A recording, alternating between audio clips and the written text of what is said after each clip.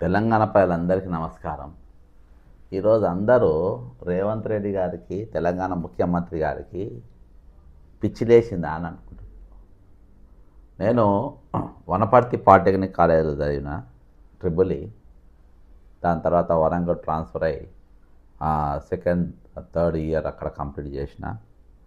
చాలామంది మా మిత్రులు ఈరోజు ఏఈలు డిఈలు వివిధ హోదాల్లో ఉన్నారు. కొంతమంది వేరే దేశాల్లో కూడా ఉన్నారు. మా గ్రూప్స్ ఉన్నాయి. మా గ్రూప్లలో అదే చర్చ. ఏమబ్బా మీ మాజీ కాంగ్రెస్ పార్టీ నాయకుడు ఇప్పుడు ప్రస్తుత ముఖ్యమంత్రి రేవంత్ రెడ్డి గారికి ఏమైనా పిచ్చిలేసిందా?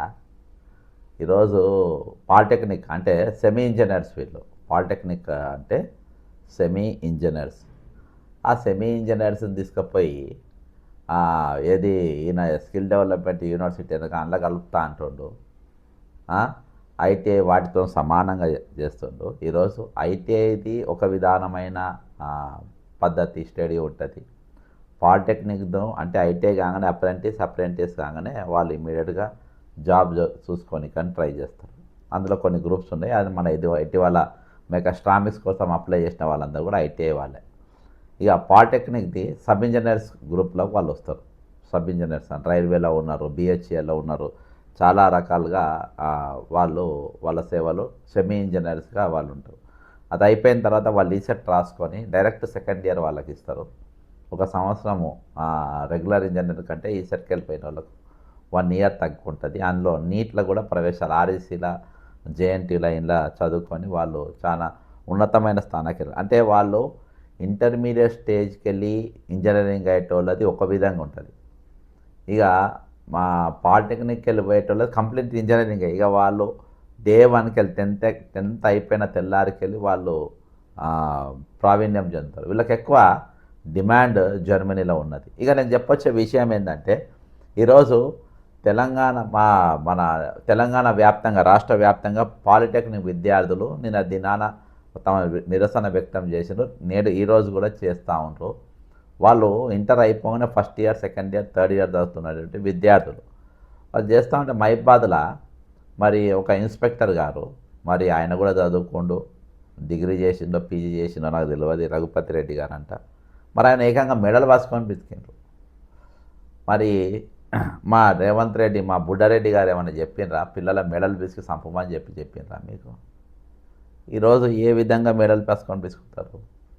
దీని మీద ఈరోజు జాతీయ మానవ హక్కుల కమిషన్లో సుదీర్ఘంగా అంటే 97వ జీవో రద్దు చేయాలని చెప్పుకుంటూ మరో దిక్కు ఈ పిల్లలను సంపాలని చూసిన మెడల్ పట్టి పిసికి, అంతే కదా, మెడల్ బతికి ఎవరు పిసుకుతారు? ఊరు ఎక్కడేస్తారు? మెడల్ ఎడబట్టి పిస్తారు? మనిషిని సంపాలనుకుని ఏం పిసుకుతారు? మెడల్ పిసుకుతారు. కాబట్టి ఈరోజు అంత కసి, అంత కోపం ఎందుకు? ఈరోజు సిఐ గారికి మరి రేవంత్ రెడ్డి గారిని మెప్పియనిక రేవంత్ రెడ్డి గారు ఏమైనా డైరెక్షన్స్ ఇచ్చిండ్రా? ఏ విధంగా మెడలు పిసుకుతారు? కాబట్టి దీని మీద ఈరోజు జాతీయ మానవ హక్కుల కమిషన్ నేను ఫిర్యాదు చేసిన. ఇక ఫిర్యాదు యొక్క వివరాలు మనం ఈ కంప్లైంట్ యొక్క వివరాలు ఇచ్చేద్దాం. కేసు కూడా డైరీ నంబర్ అయింది అక్కడ ఢిల్లీలో ఇచ్చిన. ఈరోజు జీవో ఎంఎస్ నంబర్ 98 తేదీ 3/7/2026 ద్వారా పాలిటెక్నిక్ విద్యా వ్యవస్థను పునర్వ్యవస్థించడానికి విలీనం చేయడం ప్రతిపాదనకు వ్యతిరేకంగా నిరసన వ్యక్తం చేస్తున్న పాలిటెక్నిక్ విద్యార్థులపై పోలీసులు అధికంగా మరియు అనుమానంగా బలప్రయోగం చేశారన్న ఆరోపణలపై ఈరోజు అత్యవసరంగా మీరు జోక్యం చేసుకొని దీనిపైన పూర్తి విచారణ చేసి చర్యలు తీసుకోవాలని జాతీయ మానవ హక్కుల కమిషన్ గౌరవనీయులకు కోరడం జరిగింది. ఈ ఘటన జీవించే హక్కు, వ్యక్తిగత స్వేచ్ఛ, గౌరవప్రదంగా జీవించే హక్కు, శాంతియుతంగా సమావేశమయ్యే హక్కు మరియు ప్రభుత్వ అధికారుల అన్యాయమైన అధిక బలప్రయోగం నుంచి రక్షణ వంటి ప్రాథమిక మానవ హక్కులకు సంబంధించిన తీవ్రమైన ఆందోళన ఈరోజు తెలంగాణ ప్రజలకు కాదు యావత్ దేశానికి కలిగిస్తుంది. ఎందుకంటే జాతీయ స్థాయిలో ఇది పెద్ద ఎత్తున ట్రోలింగ్ అవుతుంది. ఈరోజు ఎట్లయిందనంటే ఈరోజు నేను ముఖ్యమంత్రి గారికి ఒక వినతి పత్రం ఇవ్వాలనుకుంటున్నా.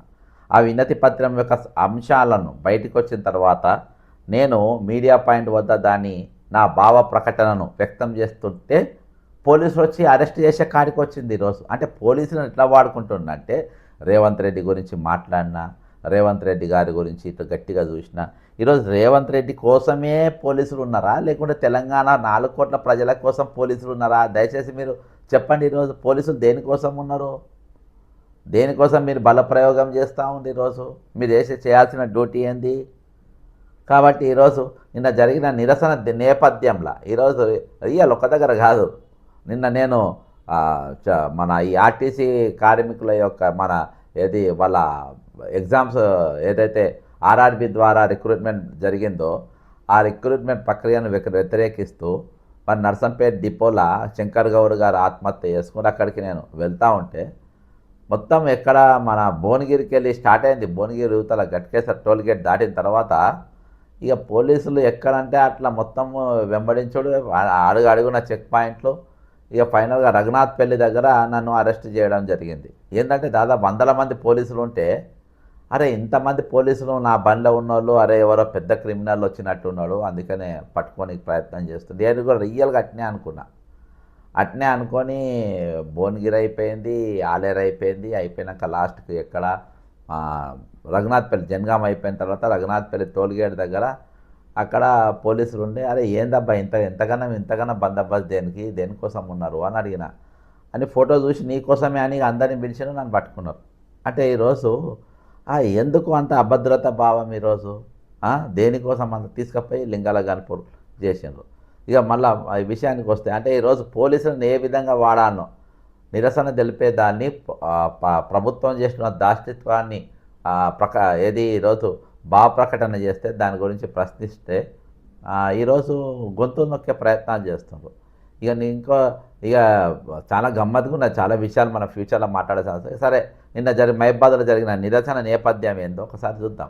ఈరోజు తెలంగాణలోని పాలిటెక్నిక్ విద్యార్థులు GOMS నంబర్ 97 అంశాలకు వ్యతిరేకంగా నిరసనలు ఈరోజు చేస్తున్నారు. ఈ జీవో ద్వారా లేబర్ శాఖకు శక్తిగా పునర్వ్యవస్థీకరించడం మరియు పాలిటెక్నిక్ కళాశాలలను యంగ్ ఇండియా స్కిల్స్ యూనివర్సిటీ పరిధిలోకి తీసుకురావడం వంటి ప్రతిపాదనపై విద్యార్థులు ఆందోళన వ్యక్తం చేస్తున్నారు.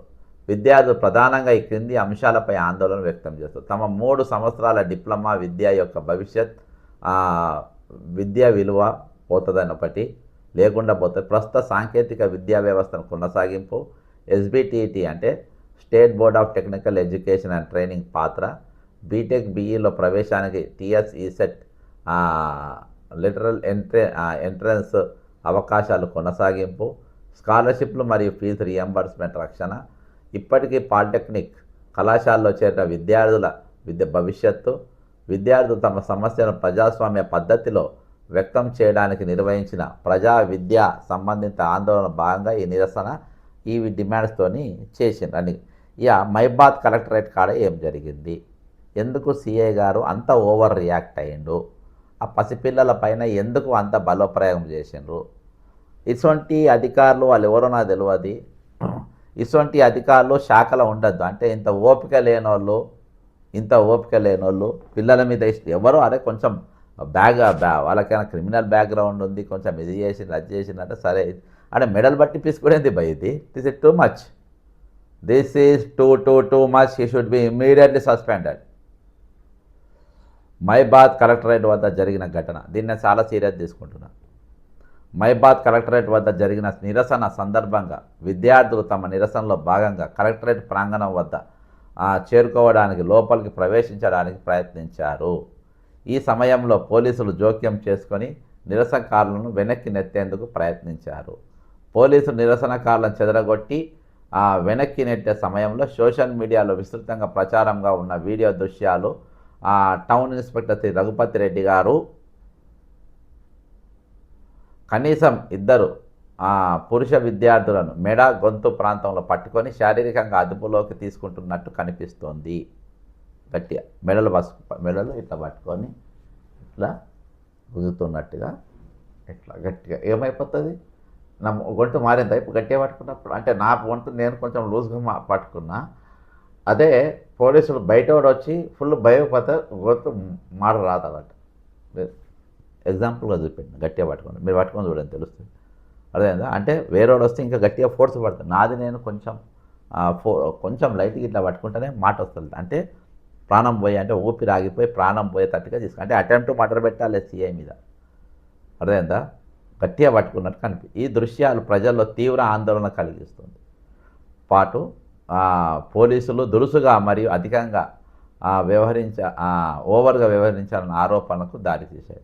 అసలు ఘటనలో పరిస్థితులు ఏమిటి, సంబంధించిన విద్యార్థులు ఎవరు, ఎంతసేపు మరి ఏ విధంగా వారిని శారీరకంగా అదుపులోకి తీసుకున్నారు, పోలీసులు ప్రయోగించిన బలంగా అవసరమైన మరియు పరిస్థితి అనుగుణంగా సమయోచితమైనదా అనే అంశాలను గౌరవ కమిషన్ గారు మీరు దీన్ని ఎంక్వైరీ చేయాలని చెప్పేసి నా విజ్ఞప్తి. విద్యార్థులపై బల ప్రయోగానికి సంబంధించిన తీవ్రమైన ఆందోళన. నేను ప్రతి పాయింట్ చాలా ఇదిగా రాసిన, ఎందుకంటే ఈ ఇష్యూ నేను చెప్పినాక సీరియస్ తీసుకున్నాం. పోలీసులు ఒక గుంపును నియంత్రించాల్సిందా లేదా ప్రభుత్వ కార్యాలయంలో అనధికార ప్రవేశాన్ని అడ్డుకోవాల్సిన పరిస్థితి ఉన్నప్పటికీ ఉపయోగించే బలం చట్టబద్ధమైనది, అవసరమైనది మరియు పరిస్థితి అనుగుణంగా పరిమితమైనదిగా ఉండాలి. విద్యార్థి మెడ, గొంతు ప్రాంతాల్లో శారీరకంగా బల ప్రయోగం చేయడం అత్యంత తీవ్రమైన, అంటే రేవంత్ రెడ్డి గారు నీకేమైనా డిఎస్పీ ఇస్తా అనుకున్నాయి డైరెక్ట్, మిస్టర్ రఘుపతి రెడ్డి గారు డైరెక్ట్ నీకేమైనా ఇస్తారని అనుకుంటున్నావా నువ్వు? టెక్నికల్ మంత్రి ఆయన ఉన్నాడు, ఈ ఫోటో చూడగానే నన్ను పిలిచి డైరెక్ట్ ఎస్పీ ఇస్తాడు, ఎస్పీ ఐపీఎస్ అసోంటి ఏమైనా ఇస్తారని కలలుగంటున్నావా ఏంటి? మెడపై ఒత్తిడి అదుపు చేయడం, విద్యార్థి మెడ, గొంతు ప్రాంతంలో నా చదువుతుంటే నేను ఇచ్చిన కంప్లైంట్ అది రాస్తుంటేనే కడుపు రగిలి మాట్లాడుతున్నటువంటి మాటలు. అర్థమైందా? విద్యార్థి మెడ, గొంతు ప్రాంతంలో శారీరక బలప్రయోగం చేయడం అత్యంత తీవ్రమైన అంశం. మెడపై ఒత్తిడి లేదా అదుపు చేయడం వల్ల తీవ్రమైన గాయాలు సంభవించే అవకాశం ఉండటంతో పాటు కొన్ని పరిస్థితుల్లో ప్రాణాలకు కూడా ప్రమాదం ఉంది. ప్రాణాలు పోయే పరిస్థితి ఉండే నిన్న ఇద్దరు బిడ్డలది. అందువల్ల వాస్తవ వీడియో దృశ్యాలు మరియు సంఘటన ముందు జరిగిన పరిణామాలను పరిశీలించకుండా దీనిపై కేవలం సాధారణ గుంపు నియంత్రణ చర్యగా పరిగణించకూడదు. ఇది కేవలం వాళ్ళు, ఎందుకంటే వీళ్ళు ఏమేమి ఇవ్వబోతారో అది చెప్పిన వీడియో ఆధారాలు, స్వతంత్ర పరిశీలన, ఇవన్నీ కూడా లింకులు పెట్టినాను. ఈరోజు ఘటనకు ఎవరైతే తీసిండ్రో నేను అలా ఏమేమి చెప్పిన, ఘటన చిత్రీకరించిన వ్యక్తుల వద్ద ఉన్న అసలు వీడియో రికార్డింగ్లు, మహబాద్ కలెక్టరేట్లోని సీసీటీవీ దృశ్యాలు, పరిసర రహదారులు మరియు ప్రాంతాల్లో ఉన్న సీసీ దృశ్యాలు అందుబాటులో ఉంటే పోలీసులు బాడీ కెమెరా ఫుటేజ్, అధికారిక పోలీసు వీడియో రికార్డింగ్లు, ఈ ఎంక్వైరీలా ఆ మెడలు పట్టుకునే వాటిని దాచిపెట్టేతోళ్ళకు కూడా మీకు ఇబ్బంది కలుగుతుంది. ఎవరైనా పోలీసులు దాన్ని దాచిపెట్టి ఇవి లేకుండా చేసి, ఇవి కనబడకుండా చేసి ఆలోచనలు ఎవరైనా చేసుకుంటే అవి విరమించుకోండి. వాళ్ళు కూడా ఇటువంటి కథలు చేసే వాళ్ళు కూడా ఇబ్బంది పడతాయి. మీకు రిటైన్ బెనిఫిట్స్ కూడా రాకుండా చేస్తా, గుర్తుపెట్టుకోండి. అధికారిక పోలీస్ వీడియో రికార్డింగ్లు, మీడియా సంస్థల వద్ద ఉన్న రికార్డింగ్లు, సోషల్ మీడియా వీడియోలు, అసలు రూపాలు, ఓకే, ఘటన సమయంలో తీసిన ఫోటోలు, పోలీసు ఆపరేషన్కు సంబంధించిన వైర్లెస్ కంట్రోల్ రూమ్ కమ్యూనికేషన్లు, ఈ ఆధారాలన్నీ తొలగించే అవకాశాలు ఉన్నాయి, మార్పు చేయబడే అవకాశాలు ఉన్నాయి. కాబట్టి వీటిని అందరినీ నేను తక్షణమే ఇవన్నీ పరిశోధించుకోవాల్సిన అవసరం ఉందని చెప్పి కూడా చేసిన. అంతేకాకుండా బాధితుల గుర్తింపు మరియు వాళ్ళకు వైద్య పరీక్షలు అందించాలని, మరి ఏవైతే వీడియోలో కనబడుతున్న ఇద్దరు అబ్బాయిలను కూడా వాళ్ళకు వైద్య పరీక్షలు చేయించాలి. అసలు ఏం అవసరం లే, ఆ వీడియోలో చూస్తే సరిపోతుంది అంతా. దానివల్ల పైన యాక్షన్ తీసుకొనికి ఈరోజు వాళ్ళపైన ఏ విధంగా అయితే బలప్రయోగం చేసిన వారిపైన ఖచ్చితంగా ఈరోజు చర్యలు తీసుకోవాల్సిన అవసరం ఉంది. ఈరోజు వాళ్ళని గుర్తించాలి, వారి వాంగ్మూలాలను స్వతంత్రంగా నమోదు చేయాలి, అవసరమైన చోట వైద్య పరీక్ష నిర్వహించాలి, ఆసుపత్రి వైద్య రికార్డింగ్లు సేకరించాలి, ప్రత్యక్ష సాక్షుల వాంగ్మూలాన్ని నమోదు చేయాలి, విద్యార్థులకు శారీరక లేక మానసిక గాయాలు కలిగినాయా లేవా అనేది కూడా నిర్ధారించాలి. ఇక సంబంధించిన పోలీసు అధికారులపైన బాధ్యతనే. ఈరోజు వైరల్ అవుతున్న వీడియో దృశ్యాలు టౌన్ ఇన్స్పెక్టర్ శ్రీ రఘుపతి రెడ్డి కనీసం ఇద్దరు విద్యార్థులను శారీరక అదుపులోకి తీసుకోవడానికి ప్రయత్నిస్తూ ఈరోజు మెడలు పట్టుకొని లోపలికి లాగుతున్నట్టుగా గుర్తించడం జరిగింది. అయితే ఆయనను ముందుగానే దోషిగా నిర్ధారించాలని నేను గౌరవ కమిషన్ను కోరిన. సంబంధిత పోలీసు అధికారి గుర్తింపును గౌరవ కమిషన్ స్వతంత్రంగా నిర్ధారించి పూర్తి వీడియో దృశ్యాలు మరియు ఇతర ఆ, ఆధారంగా ఆయన వ్యవహరించిన తీరును పరిశీలించాలని కూడా నేను కోరిన. అంతేకాకుండా ఇది మానవ హక్కులపైన పూర్తి స్థాయిలో ప్రభావం పడే అవకాశాలు ఉన్నాయి. నేను మానవ కమిషన్ అనేది ఇన్వాల్వ్ కాకముందే సిబి ఆనంద్ గారు, డీజీపీ గారు, దయచేసి మీరు యాక్షన్ తీసుకోండి, ఓకేనా. ఆరోపణ నిజమైతే ఈ ఘటన కింది హక్కుల పరిరక్షణకు సంబంధించిన తీవ్రమైన ప్రశ్నలు లేవనెత్తుంది. అదే అంటే ఇక ఆర్టికల్ 21 ఇవన్నీ కూడా పెంచిన గౌరవంగా జీవించే హక్కు ఇవన్నీ కూడా నెలకొనడం జరిగింది. ఇక తెలంగాణ రాష్ట్ర డీజీపీ మరియు మహబూబాబాద్ జిల్లా అధికారుల నుంచి యాక్షన్ టేకన్ రిపోర్ట్ మీరు వెంటనే తెప్పించుకోవాలి. అసలు ఏం చేసినా స్వతంత్రంగా దాని విచారణ చేపట్టాలని టోటల్ ఒక 14 పాయింట్లతోని పెట్టిన. అంతేకాకుండా అత్యవసరమైన జోక్యం ఈ విషయం అత్యవసరంగా పరిష్కరించాల్సిన అవసరం ఉన్న కారణాలు: విద్యార్థుల నిరసన, పోలీసు శారీరక బలప్రయోగం 1, వీడియో ఆధారాలు 2, సీసీటీవీ మరియు ఇతర ఎలక్ట్రానిక్ ఆధారాలు 3, బాధిత విద్యార్థుల గుర్తింపు 4, వైద్య పరీక్ష పరిస్థితి 5, 4, మెడ గొంతు ప్రాంతాల శారీరక అదుపులో తీసుకున్న అది అక్కడ వైద్య పరీక్షలు, ఆరోపణలు ఎదుర్కొన్న పోలీసు అధికారులను పైన చర్యలు, విద్యార్థులపై పోలీసు వ్యవహార తీరుపై ఘటనపై విస్తృత ప్రజల ఆందోళన దారితీసింది కాబట్టి దీనిపైన మీరు వెంటనే చర్య తీసుకోవాలి. అంతేకాకుండా ఈ 97వ జీవో ఏదైతే ఉందో అది విద్యార్థుల హక్కులను అయితే వాళ్ళు ఏదైతే తరబిదు ఉంటుందో ఆ హక్కును కంప్లీట్గా ఈరోజు దారి మళ్లించేటట్టుగా ఉన్నది. కాబట్టి వాళ్ళు విద్యార్థులు ఆందోళనకు గురవుతున్నారు కాబట్టి మీరు వెంటనే 97వ జీవో కూడా రద్దు చేయాలని చెప్పేసి నా ఫిర్యాదుల పేర్కొనడం జరిగింది. ఇది ఈరోజు మనం నిజంగా అసలు ఎక్కడికి పోతున్నాం, మనం ఎక్కడికి పోతున్నాం. నేను అనుకుంటా మరి ఆ సిఐ గారికి అసంటి పిల్లలు లేరా, అసంటి బిడ్డలు లేరా?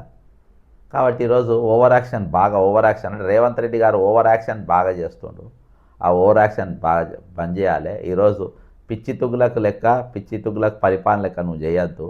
తుగ్గులకు నీకంటే జ్ఞానవంతుడు, విజ్ఞానవంతుడే, కానీ నువ్వు అంతకంటే అద్మానం. నీకు సబ్జెక్ట్ లేదు, ఒక తెలివి లేదు, ఒక నాలెడ్జ్ లేదు, ఏం లేదు నీకు. అర్థమైందా? స్కిల్ డెవలప్మెంట్ యూనివర్సిటీ కట్టాలి. అర్థమైనా? నువ్వు బండి కొనుక్కోకముందే తలకి హెల్మెట్ పెట్టుకొని నడిచేదా? కానీ బండి కొనుక్కోకముందు ఎత్తుంటే అసహ్యంగా ఉండదు. స్కూటర్ లేదు, కార్ లేదు. రేవంత్ రెడ్డి గారు నెత్తికి హెల్మెట్ పెట్టుకొని అసెంబ్లీలకు సెక్రటరీ పోతే ఏమంటారు? పిచ్చోళ్ళు అంటారు. కాబట్టి దీన్ని కూడా పిచ్చితనమే అంటారు.